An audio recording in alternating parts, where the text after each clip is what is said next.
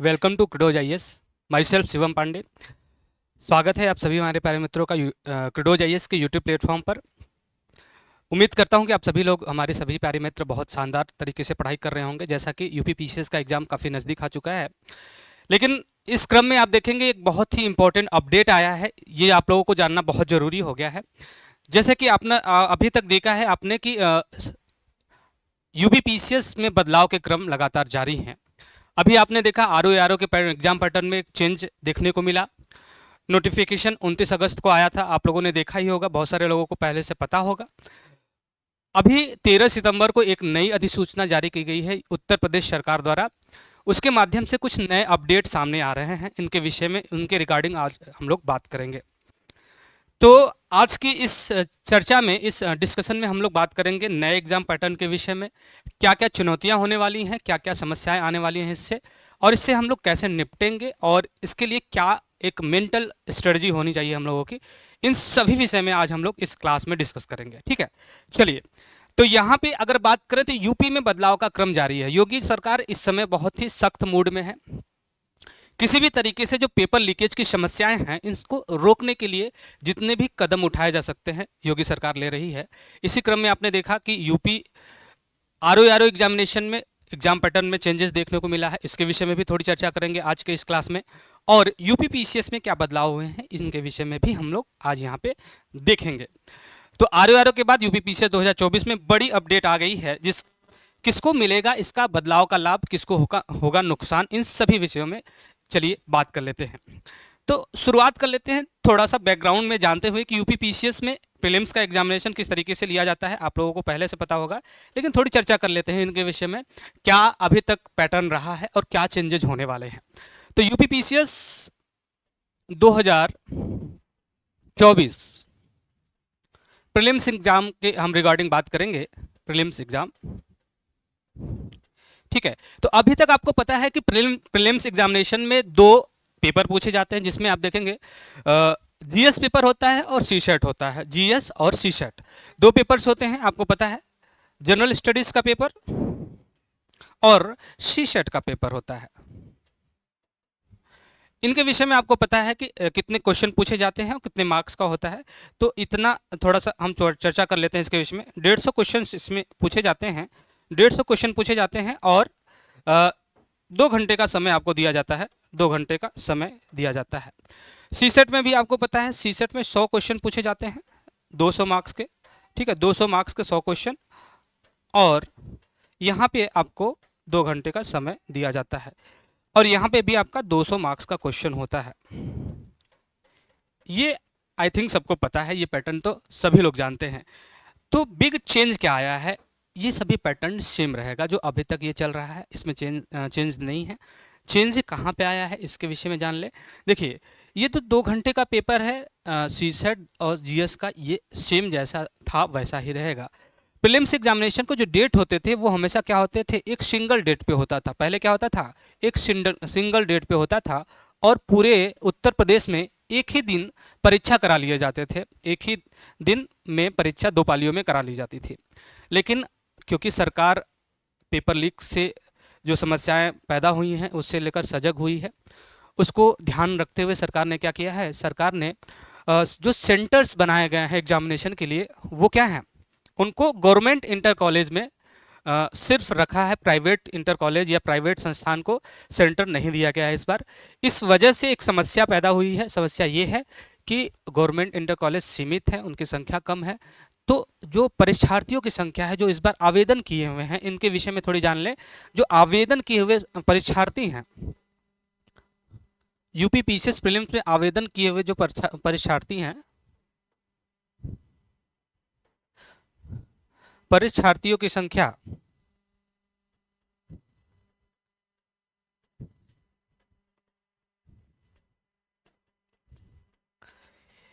ये जो है, इनकी टोटल जो संख्या है वो 5 लाख से ज़्यादा है, लगभग 6 लाख के आसपास है। 5,75,000 के आसपास क्या है, इनकी संख्या है। ठीक है, लगभग 5,75,000 आवेदन किए गए स्टूडेंट्स की संख्या है जो एग्जाम में पार्टिसिपेट करने जा रहे हैं।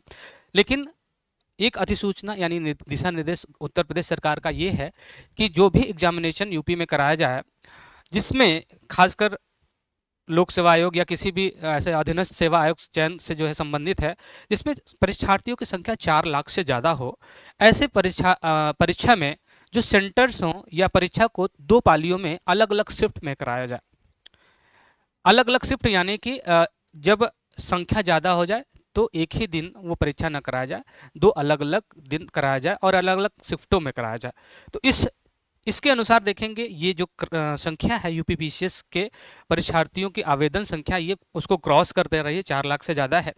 तो ऐसे में मजबूरी है सरकार की कि वो क्या करे, सरकार इसको 2 पाली में या सॉरी 2 डेट में ये एग्जाम कराए। यही बदलाव हुआ है, यही बदलाव आपको देखने को मिलेगा। तो यहाँ पे जो 27 अक्टूबर को एग्जाम का जो डेट आपको निश्चित किया गया था, उसमें एक परिवर्तन ये हुआ है कि 27 अक्टूबर को तो एग्जाम होगा ही होगा, एक डेट और लिया गया है उसके पहले का डेट, जो डेट है आपका 26 अक्टूबर।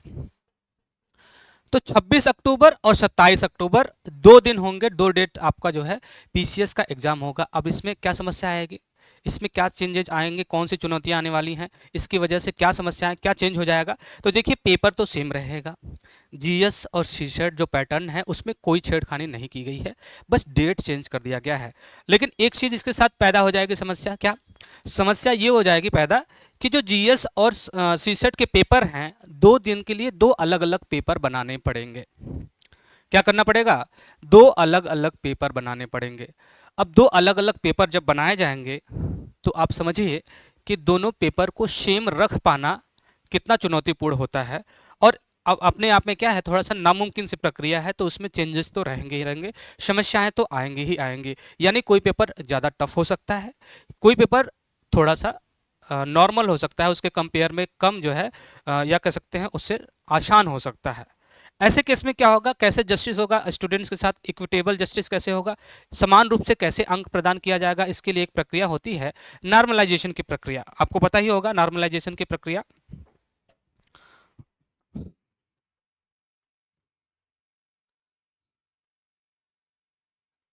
ठीक है, तो नॉर्मलाइजेशन की प्रक्रिया में क्या होता है कि जो जैसे एग्जाम के जो 2 अलग अलग सेट होते हैं, पेपर के जो अलग अलग सेट होते हैं, मान लीजिए 2 पेपर 2 अलग अलग सेट में दिया गया, पेपर फर्स्ट यानी एक सेट है पेपर का सेट 1 सेट ए, और दूसरे दिन का पेपर का सेट है आपका सेट बी।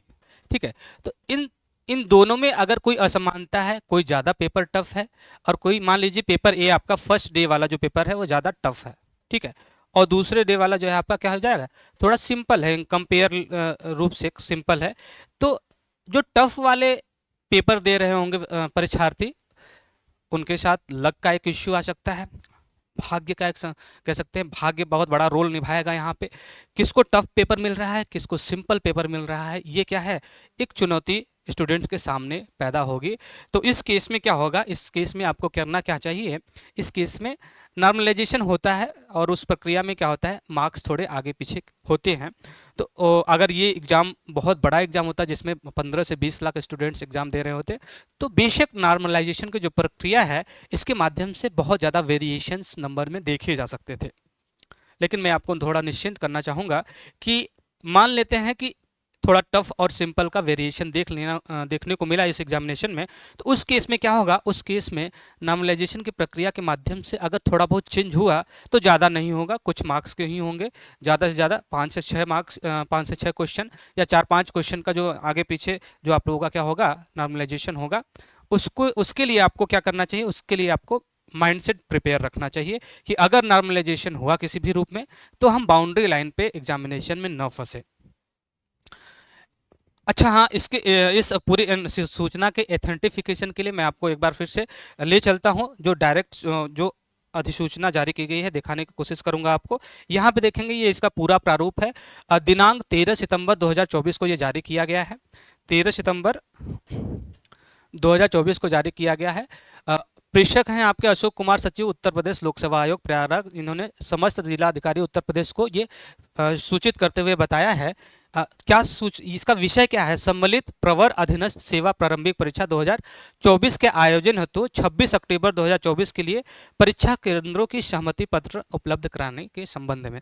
तो इसको हम मोटा मोटा आपके सामने बता देते हैं कि इसमें है क्या। इसमें ये एक्चुअली ये है कि जैसे कि एग्जामिनेशन कराने के लिए अलग अलग सेंटर से क्या होती है, अनुमति ली जाती है, वहाँ पे व्यवस्था कैसी है, सभी चीज़ों को मद्देनज़र रखते हुए क्या होता है, उनके लिए इन्फॉर्मेशन और सभी अनुमति प्राप्त की जाती है। लेकिन इसमें क्या बताया गया है कि जितनी संख्या है स्टूडेंट्स की, उतनी संख्या में अभी परीक्षा केंद्र एक दिन में उपलब्ध नहीं है। ऐसे केस में 2 डेट दिया जा रहा है, 26 और 27 अक्टूबर। तो इसको एक बार पढ़ लेते हैं हम लोग। इसमें कहा गया है कि महोदय, उपयुक्त विषय के संबंध में मुझे यह अवगत कराने का निर्देश हुआ है कि प्रश्नगत परीक्षा का आयोजन 27 अक्टूबर 2024 को कराए जाने हेतु परीक्षा केंद्रों की सहमति उपलब्ध कराए जाने की अपेक्षा की गई थी, किंतु अभ्यर्थियों की संख्या के दृष्टिगत अपेक्षित संख्या में केंद्रों की सहमति प्राप्त न होने के कारण आयोग द्वारा उक्त परीक्षा अब दिनांक 26 अक्टूबर 2024 पूर्वाह्न, मतलब सुबह मॉर्निंग में 9:30 बजे से पूर्वाह्न 11:30 बजे तक, और दोपहर में सीसेट का पेपर यानी 2:30 बजे से 4:30 बजे तक। एवं दूसरा जो डेट है 27 अक्टूबर 2024, उसमें भी सेम टाइम रहेगा। फर्स्ट पेपर 9:30 से 11:30 और सेकेंड पेपर यानी 2:30 से 4:30 के बीच में 2 दिवसों को आयोजित कराई जानी है। अब यहाँ पे आपको कंफर्मेशन मिलता है कि 2 दिवसों को आयोजित कराई जानी है। अतः अनुरोध है कि प्रश्नगत परीक्षा में आयोजन हेतु अपने जनपद से संबंधित जिन विद्यालयों की सहमति शासनादेश दिनांक 19/6/2024 में निहित मानक के अनुक्रम में दिनांक 27 अक्टूबर 2024 हेतु उपलब्ध कराई गई है, इसकी प्रति संलग्न है, उन्हीं विद्यालयों की सहमति 26 हेतु भी अनिवार्य रूप से 18 तक उपलब्ध कराने का कष्ट करें। यानी कि यहाँ पे समस्त जिलाधिकारियों को निर्देश दिया गया है उत्तर प्रदेश के सचिव द्वारा कि जो पेपर 27 अक्टूबर को एक दिन सभी सेंटर पर कराए जाने थे, अब 2 दिन उसको कराएं, क्योंकि सेंटर्स की उपलब्धता नहीं है। और ये 2 पालियों में हमेशा की तरह होगी। सीसेट जीएस फर्स्ट पाली में और सेकेंड पाली में आपका सीसेट। तो ये महत्वपूर्ण सूचना आपको पता होनी चाहिए। ठीक है, तो हम लोग इसमें थोड़ा सा और चर्चा कर लेते हैं कि क्या हमको करने की ज़रूरत है। जैसे मैंने आपको बताया कि आपका नॉर्मलाइजेशन से 2 अलग अलग कठिन पेपर आ गए, तो उस केस में आपको कुछ टारगेट लेकर चलना पड़ेगा। जैसे मान लीजिए आपका बहुत सिंपल पेपर आ गया, तो बहुत सिंपल पेपर आ गया, यहाँ पे स्टूडेंट्स ने क्या किया, यहाँ पे स्टूडेंट्स ने अच्छा मार्क्स गेन कर लिया। तो यहाँ पे स्टूडेंट्स ने अच्छा मार्क्स गेन कर लिया, तो यहाँ पे मान लीजिए 130 या 120 मार्क्स मान के चलिए, 120 मार्क्स के आसपास लगभग एवरेज लड़के अच्छे से 120 क्वेश्चन कर ले रहे हैं। और यहाँ पे थोड़ा टफ हो गया, तो यहाँ पे लड़के 100 के आसपास क्वेश्चन लेकर चल रहे हैं, 100 क्वेश्चन सही करके चल रहे हैं। तो इसमें लगभग 20 क्वेश्चन का अंतराल आ गया। तो नॉर्मलाइजेशन होगा, तो उसमें क्या हो जाएगा, नॉर्मलाइजेशन की प्रक्रिया के माध्यम से इन दोनों को एवरेज लिया जाएगा और इसमें बराबर अंकों की एक भागीदारी के रूप में कुछ व्यवस्था की जाएगी, जिसके तहत क्या किया जाएगा, तो आपको क्या करना है कि इन दोनों को एक मीडियन लेते हुए आप क्या करेंगे, लगभग 110 से 115 क्वेश्चन का एक एवरेज लेकर चलेंगे। क्या ये आपका कट ऑफ मार्क्स से काफ़ी ऊपर मैं बता रहा हूँ, 110 से 115 क्वेश्चन का एक एवरेज लेकर अपने माइंड में चलेंगे और 115 क्वेश्चन तक इसको क्या करेंगे, माइंड में बिठा के रखेंगे कि 115 क्वेश्चन हमें मैक्सिमम करके आना है, ताकि हम बाउंड्री लाइन पे न फंसें और किसी भी प्रकार के नॉर्मलाइजेशन का शिकार न हो। तो इससे बचने के लिए आपको ये प्रक्रिया जरूर अपनानी चाहिए। चलिए यहाँ पे थोड़ा सा और हम जिक्र कर लेते हैं, आरओ में क्या चेंजेज हुए हैं। आरओ के चेंजेस के विषय में 29 अगस्त को जो है इंफॉर्मेशन आया था, आप लोगों को पहुंच भी गया होगा, लेकिन थोड़ा सा हम बात कर लेते हैं आरओ की। यहाँ पे एक क्विक रिव्यू कर लेते हैं आरओ की। ठीक है, इसमें क्या होता था, इसमें भी एक डेट फिक्स किया गया था 22 दिसंबर को डेट फिक्स किया गया था पेपर होने का। लेकिन इसमें क्या चेंजेज हुआ है, उसमें भी सेम चेंजेज हुआ है। अब ये 2 डेट को होगा, 22 दिसंबर को प्लस 23 दिसंबर को। ठीक है, 22 दिसंबर को और 23 दिसंबर को। इसके पहले क्या होता था? इसके पहले ये होता था, एक डेट को होता था, दो पेपर्स होते थे। पहले क्या होता था? दो पेपर्स होते थे प्रीलिम्स में। प्रीलिम्स की बात करें तो इसमें दो पेपर्स होते थे। फर्स्ट पेपर में आप देखेंगे जीएस होता था 140 मार्क्स का, 140 मार्क्स का जीएस होता था, और हिंदी आपका 60 मार्क्स का होता था। ठीक है, लेकिन अब क्या चेंज आया है इसमें? क्या पैटर्न की चेंज आया यहाँ पे? थोड़ा परीक्षा में पैटर्न में भी चेंज आया है। न सिर्फ दो डेट को होगा बल्कि परीक्षा पैटर्न में भी यहाँ पे चेंज आया है। इसमें क्या हो गया है? ये दोनों मर्ज कर दिया गया है। इन दोनों का जो समय था वो भी जोड़ दिया गया है। इसमें 2 घंटे का आपको पता था, 2 घंटे का जीएस होता था, 1 घंटे का आपका हिंदी होता था, और इन दोनों को मर्ज करके अब क्या कर दिया गया है? दोनों 200 क्वेश्चंस एक ही पेपर में होंगे, एक ही पेपर में 200 क्वेश्चन होंगे, जिसमें 140 मार्क्स का आपका जीएस होगा और हिंदी 60 मार्क्स का उसी के साथ मर्ज होगा। तो दो क्वेश्चन होंगे और टाइम दोनों का ऐड करके क्या कर दिया गया है? 3 घंटे कर दिया गया है, 3 घंटे। तो ये एक चेंज इसमें देखने को मिलेगा आपको नए पैटर्न के अकॉर्डिंग। ठीक है, और यहाँ पे दो डेट कोई परीक्षाएं आयोजित कराई जाएंगी। शिफ्ट की बात कर लें तो शिफ्ट में अगर बात करें तो सुबह का शिफ्ट होगा और शाम का शिफ्ट होगा। तो 3-3 घंटे का एग्जाम होगा, 9 से 12 पहला शिफ्ट। मान लीजिए यहाँ पे 22 दिसंबर की, तो पहले शिफ्ट में, फर्स्ट शिफ्ट में देखेंगे तो 9 से 12 पीएम ये आपका पेपर होगा 3 घंटे का, जिसमें जीएस और हिंदी दोनों शामिल होगा। दूसरा जो शिफ्ट होगा, सेकेंड शिफ्ट होगा, वो आपका 3 से 6 पीएम के बीच में, ये भी 3 घंटे का शिफ्ट होगा, जिसमें दोनों पेपर शामिल होंगे। 23 दिसंबर की अगर हम बात करें तो 23 दिसंबर में भी आपको दो पेपर आपको इसी तरीके से 9 से 12 के बीच में, 9 से 12 के बीच में आपका थर्ड शिफ्ट हो जाएगा, थर्ड शिफ्ट। ठीक है, तो थर्ड शिफ्ट 9 से 12 के बीच में 3 घंटे का ये आपका शिफ्ट हो जाएगा, जिसमें सेम जीएस प्लस हिंदी 3 घंटे का आपका सेशन रहेगा, 3 घंटे का पेपर रहेगा। तो इसमें चुनौती क्या आएगी स्टूडेंट्स के समझ? एक चुनौती होगी कि इसमें भी आपके नॉर्मलाइजेशन की प्रक्रिया होगी, क्योंकि अलग अलग शिफ्ट में एग्जाम कराए जा रहे हैं। अगर देखिए यहाँ पे मुझे जहाँ तक उम्मीद है 3 शिफ्ट में सभी संख्या में स्टूडेंट्स सभी क्या हो जाएंगे, उनका एग्ज़ाम हो जाएगा। अगर संख्या ज़्यादा रही तो 4 शिफ्ट में एग्ज़ाम हो सकता है। जहाँ तक अभी तक उम्मीद है 3 शिफ्ट में एग्ज़ाम होगा, नहीं तो यही सेम जो है 4 शिफ्ट में चला जाएगा, 4 शिफ्ट, जिसमें आप देखेंगे 3 से 6 के बीच में, 6 पीएम के बीच में आपका 3 घंटे का एग्ज़ाम होगा। क्लियर है? आई होप कि आपको यहाँ तक चीज़ें क्लियर हो गई होंगी। अब यहाँ पे थोड़ी चर्चा कर लेते हैं कि आपको क्या रणनीति अपनानी चाहिए। तो यहाँ पे क्या होगा, इसके साथ एक चुनौती होगी कि आपको 3 घंटे लगातार क्लास में बैठने होंगे एग्जाम देने के लिए। लेकिन एक इसका एडवांटेज भी होगा, जैसे आप हिंदी पेपर सिंपल होता है, इसके लिए आपको 1 घंटे मिलता था। तो 1 घंटे मिलता था तो क्या करते थे आप लोग? आधे घंटे में, 30 मिनट में, 45 मिनट में, या कोई 20 मिनट में करके हिंदी बैठ जाता था। तो उसके 40 मिनट आपको फालतू का बैठना पड़ता था।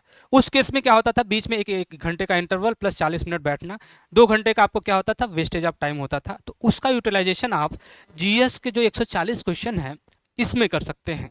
तो ये एक आप लोगों के लिए एडवांटेज रहेगा इस नए पैटर्न के बदलाव में। बाकी नॉर्मलाइजेशन की प्रक्रिया में आप देखेंगे इसमें थोड़ा सा इम्पैक्ट डाल सकता है आप लोगों को, थोड़ा सा इसमें लक फैक्टर हावी हो सकता है, क्योंकि इसमें संख्या ज़्यादा रहेगी स्टूडेंट्स की।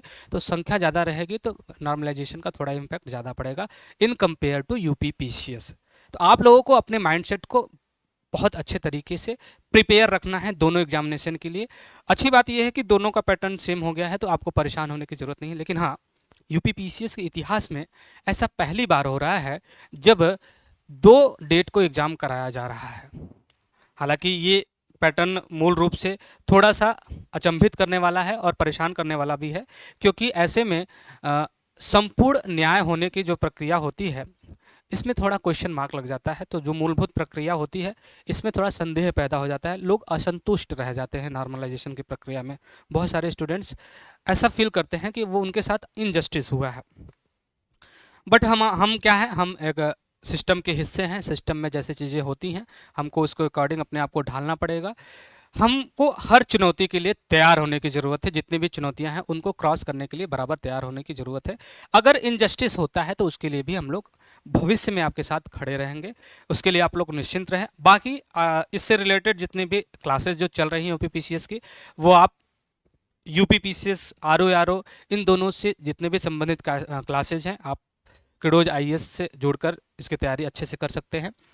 उम्मीद करता हूं कि आप लोगों की सभी कन्फ्यूज़न दूर हो गए होंगे। इससे रिलेटेड जितने भी अपडेट मैंने बताने की कोशिश की है, बस ये आप लोगों की दरख्वास्त है कि अपने हार्ड वर्क को और थोड़ा बढ़ा दीजिए।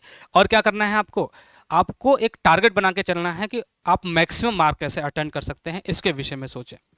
बाकी बात की कहानी को बात के लिए छोड़ दीजिए कि नॉर्मलाइजेशन होगा, कैसे होगा, कितना मार्क्स का होगा, ये सब चीज़ें तब आती हैं जब आप बाउंड्री लाइन पे खड़े होते हैं। आप कोशिश कीजिए कि ऐसी नौबत ना आए, ठीक है। तो आप सभी को नए पैटर्न के साथ ढेर सारी शुभकामनाएं। 40 दिन बचे हैं लगभग आपके एग्जामिनेशन पीसीएस के लिए। काफ़ी जोरों शोरों से लग जाइए और आपके इस तैयारी में हम आपके साथ सदैव खड़े हैं, क्रिडोज आईएएस की टीम, ठीक है। तो मिलते हैं आपसे अगले क्लास में। तब तक अपना आप लोग ध्यान रखिए, पढ़ते रहिए और हाँ, नए पैटर्न के अकॉर्डिंग अपने माइंडसेट को तैयार करना शुरू कर दीजिए। नमस्कार सभी साथियों को।